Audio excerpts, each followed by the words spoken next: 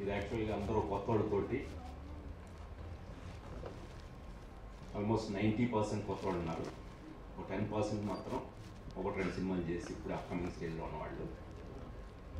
So వాళ్ళందరితోటి అంటే కథను base చేసుకొని చేయాలనే సంకల్పంతో దీన్ని దాదాపు సంవత్సరం క్రితం మొదలుపెట్టాం. 6 months ఒక ప్రీ ప్రొడక్షన్ అంతా చేసి వర్క్షాప్లన్నీ చేసాం. చేసి ఇప్పుడు మీకు పరిచయమైన వీళ్ళందరినీ కూడా ఆడిషన్స్ ద్వారా సెలెక్ట్ చేసి వాళ్ళందరినీ కూడా వర్క్షాప్స్ కండక్ట్ చేసి షూటింగ్ చేయడం జరిగిందండి.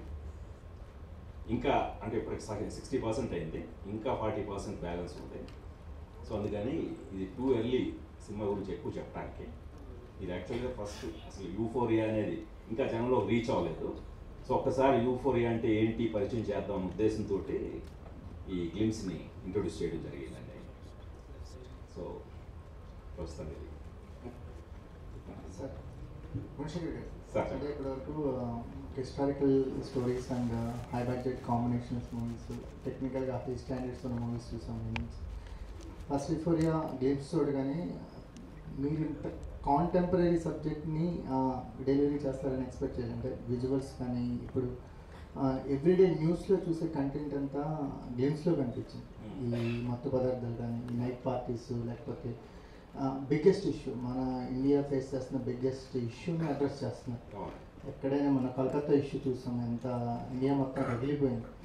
సో మీరు అంటే బాలరామాయణం తర్వాత మళ్ళీ ఇంతమంది కొత్త వాళ్ళతో పనిచేయటం ఇదే ఫస్ట్, ఇదే తర్వాత ఇదే ఎలాంటి ఎక్స్పీరియన్స్ ఉంది? అంటే ఏం అంటే ఒక సామాజిక బాధ్యత కనిపిస్తుంది సినిమాలో. మీరు మత్తు ఈ పదార్థాలు ఇవన్నీ కనిపిస్తున్నా సరే ఒక సోషల్ ఇష్యూని అడ్రస్ చేస్తారు కదా.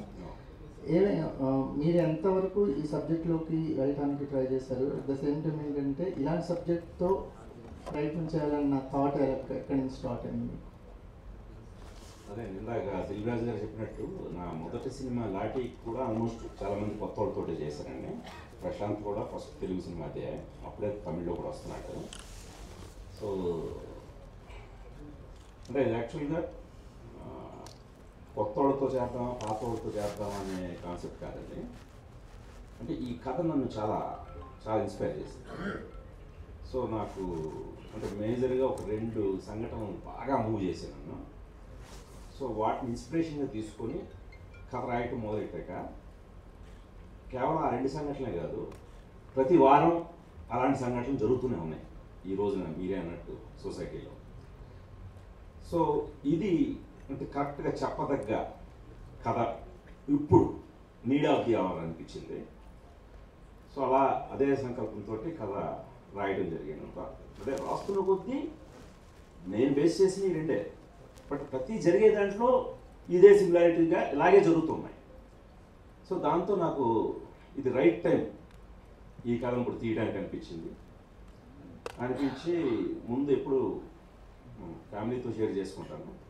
సో ఫస్ట్ నీలిమతో చెప్పగానే తను బాగా అంటే కరెక్ట్ అయిన అంటే సోషల్ సినిమా ఫస్ట్ మీరే అన్నట్టు దాదాపు రుద్రమదేవి, శాకుంతలం ఒక 10 years అయిపోయింది ఈ రెండింటికే.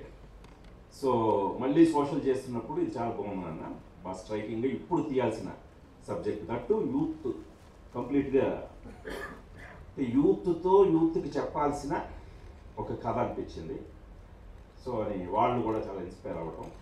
సో దాంతో రాస్తున్నప్పుడు వాళ్ళు కూడా కథలో పార్టిసిపేట్ చేయటం, వాళ్ళ పర్స్పెక్టివ్ ఇప్పుడున్న గర్ల్స్ కానీ బాయ్స్ కానీ వాళ్ళ మెంటాలిటీ, వాళ్ళ మైండ్ సెట్ ఎలా ఉందో వాళ్ళు నాతో మళ్ళీ డిస్కస్ చేయటం. సో ఇలాగా ఈ కథని తయారు చేసి అప్పుడు ఆడిషన్స్ మొదలుపెట్టి అంటే టోటల్గా క్యారెక్టర్కి ఎవరు సూట్ అవుతారో వాళ్ళే. నాకు ఇందాక మీరు దిల్రాజు గారు పరిచయం చేశారు అడ్డాల్ జంటి కొడుకని. నాకు అడ్డాల్ జంటి కొడుకుని కూడా తెలియదు. నాకు వచ్చాడు, బాగుండి అతను కళ్ళే చాలా బాగా నచ్చాయి. అతను నేను విలన్ క్యారెక్టర్ కలుపుకున్నాను. అలాగే విఘ్నేష్, తను యూఎస్లో చాలా మంచి యూనివర్సిటీలో చదివాడు, యాక్టింగ్ కోర్స్ కూడా. సో తన్ని యాక్చువల్గా ఫస్ట్ జూమ్లోనే ఆడిషన్ చేయడం జరిగింది. తర్వాత అతను ఇండియాకి వచ్చిన తర్వాత మళ్ళీ ఒక 2-3 ఆడిషన్స్ తోటి అలాగా ఇందాక నీలిమ చెప్పినట్టుగా వీళ్ళందరూ కూడా క్యారెక్టర్స్ బాగా అంటే ముందు బాగా వాళ్ళు కథ కనెక్ట్ అయిపోయారు. ఇది బాగుంది సార్ ఇదని చెప్పి ఇప్పుడు జరుగుతుంది ఇదే, మా ఫ్రెండ్స్ బ్యాచ్లో జరిగింది సార్ మా పక్కింట్లో జరిగింది, ఇవన్నీ వాళ్ళు చాలా రిలేట్ అయిపోయి వాళ్ళందరూ డెపిక్ట్ చేసిన విధానం కూడా అంటుంటారంటే అంటే ఏదో ఒక సినిమాటిక్గా కాకుండా వెరీ రియలిస్టిక్ వేలో వాళ్ళు పోర్ట్రేట్ చేయడం జరిగింది. సో అది ఒక అప్డేటెడ్ వర్షన్ కనిపిస్తుంది సార్.